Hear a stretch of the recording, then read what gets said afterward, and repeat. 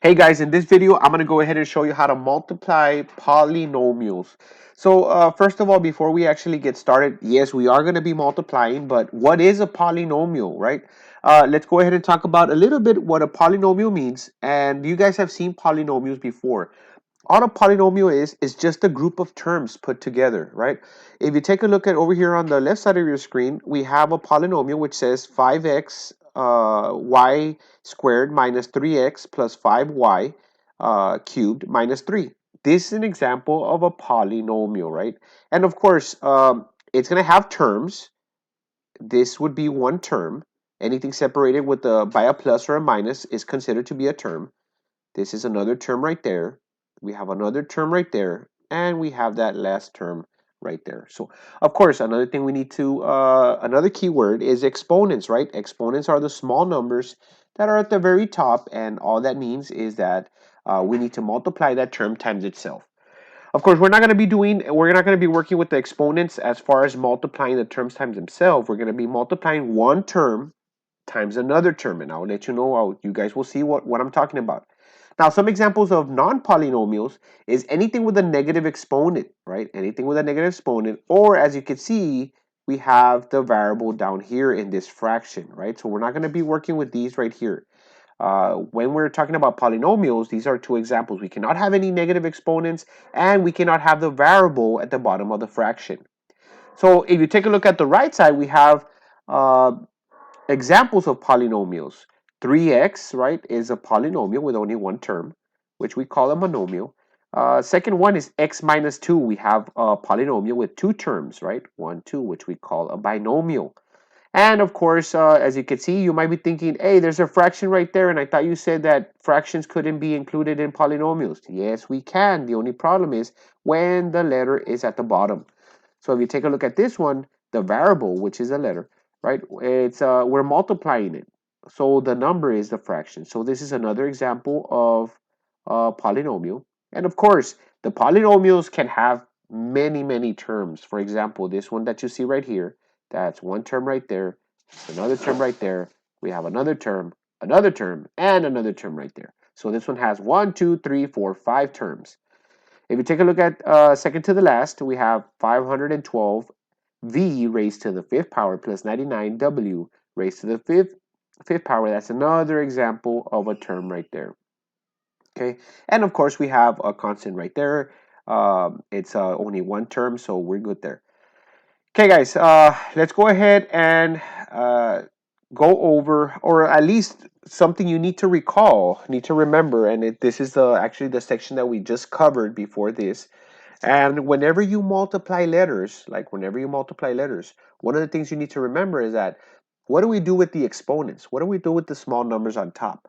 Well, if you take a look at this first one right here, x squared times x raised to the third power, right? What do we do with the exponents on top if I'm going to multiply these two letters? All you have to do is add the exponents. When you multiply letters, you add the exponents. So if you take a look at this one would become 2 plus 3, which we would have x raised to the fifth power, right? Like the example right there. So this is something you guys need to remember from the previous section. So let's go ahead and start multiplying. And remember that we've covered this before as well. Whenever you multiply, right, you multiply the numbers like always, right? So don't worry about the big numbers, the constants, the coefficients. You can go ahead and multiply them like always. You do have to be careful when you multiply the variables, which are the letters.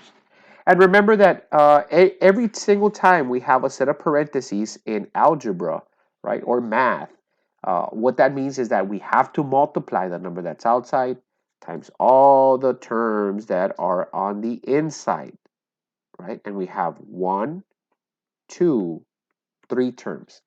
If you take it slow, you'll be good. So first of all, the number that we're going to multiply with every single number on the inside is going to be the 4. Okay, so let's go ahead and take it step by step, and I'm going to take it term by term. So let me go ahead and work with the first term, which is 3x squared. If you take a look at this one, we'll multiply 4 times 3, which becomes 12. And of course, there's no letters here, no variables, so all I'm going to do is bring the x squared down. We're done with the first term. Second term, we're going to go ahead and multiply the 4 times the 4x. Sorry, let me go ahead and switch to the highlighter. We're going to multiply the 4 times the 4x. Okay, so this term right here, we would have 4 times 4, which would be 16, right? And then, of course, the x, we cannot multiply with anything else, just bring it down. And we have one last term, which is a negative 8. Right? Let me go ahead and multiply that. 4 times negative 8. First of all, remember that when we multiply numbers and integers, we do have to remember the sign rule, right? What sign are we going to keep? Well, we have a positive times a negative. Positive times a negative is going to give us a negative, right? So 4 times 8, that's 32. Positive times a negative, that's a negative. As you can see here, we have 3 different terms. One of them has an x squared, the other one has an x, and the other one doesn't have a variable. We cannot combine these. We cannot add or subtract them because of the variables. They are different. So that would be our final answer right there. So let's go ahead and do another example. And this example does have, if you take a look at the term on the outside, we're multiplying 3. Oh, let me go ahead and erase that. Instead of selecting the highlighter, I selected the pen. Okay, so we're going to be multiplying the 3x, right? We're going to be multiplying times every single term on the inside, right? If you guys remember, this is called distribution, which is just multiplying several times. And of course, we have the 2x, that's one term, the negative 5x, another term, and the 7. So if you take it slow, you'll be able to do these. Now remember, you have to be very careful because now we have a x on the outside. So first of all, what I would do here is multiply the numbers, the big numbers like always. Let me start with the first one, right? Let's go ahead and work with the 2x squared. If you multiply 3 times 2, that would be 6. Now the letters. When you multiply, what do you do with the exponents on top? There's a little 1, even though we don't see it. Would be 1 plus 2, that would be 3, right? So x to the 1 power times x squared would be x to the 3rd power. Let's go ahead and do the next term, right? We're done with that first term. I'm going to go ahead and multiply the 3x times the negative 5x. So 3 times negative 5, positive and negative, gives me a negative. Let me go ahead and erase that. Plus, because it's going to become a negative. Negative 15, right? X to the 1 times x to the 1 becomes x squared because we add the exponents. And the last term, which is the 7, right? The positive 7. I'm going to multiply the 3 times the 7, which is 21. And then, of course, x times, we don't have a term right there, but we still need to keep the x right there. So, as you can see, this would be my expression. I cannot combine this one, or this one, right? Because this one is cubed, this one is square, and this one has a 1. So this would be my final answer right there, right? That's how you multiply polynomials. Let's go ahead and work out another example. It looks a little scary, right? This one looks a little scary because we have a 6pq, right? And we're going to have to multiply it times the 2 terms that we see on the inside. If you take it nice and slow, you'll be able to figure this one out. We're going to go ahead and multiply that one times that one, and then that one times the last second term right there. Let's go ahead and start with the first one. Multiply the big number with the big number. 6 times 2, that's 12. Now, p to the 1 times p to the 1 becomes p squared. And then q times nothing, we're going to keep that q right there. So we just multiplied the first term, the term that's on the outside, with the first term, and that's what we got right there. Let's go ahead and multiply the second term now. 6 times, what is that? Remember that whenever we don't have a number in the front, right, it's supposed to be a 1, so I'm going to go ahead and put it just so I could see it. And we have 6 times negative 1, it's negative 6. P times, I don't have a P here, so I'm just going to bring it over. And then Q times Q, Q1 times Q raised to the 1 power, that becomes Q squared. So if you take it nice and slow, right, you'll be able to figure these out. I think we have two more examples to go. Let's go ahead and multiply this one. We have, first of all, let me find out how many terms I have. 1, 2, 3 terms on the inside. So I'm going to have to multiply 1, 2, 3 times. I'm going to have to distribute 3 times. So let's go ahead and work this one out. We'll take it nice and slow. 2 times 6, right? Let's go ahead and multiply the term on the outside with the first term. 2 times 6 is 12. X squared times x squared, that's x to the 4th power because we add the exponents, right? We're done with the first term. Let's go ahead and work with the second term. 2 times 7 is 14. Right? X squared times x to the 1, that's x to the 3rd power. Right? And we're done with the second term. Now let's go ahead and work with the last term right here. All right, now we're going to work out this one.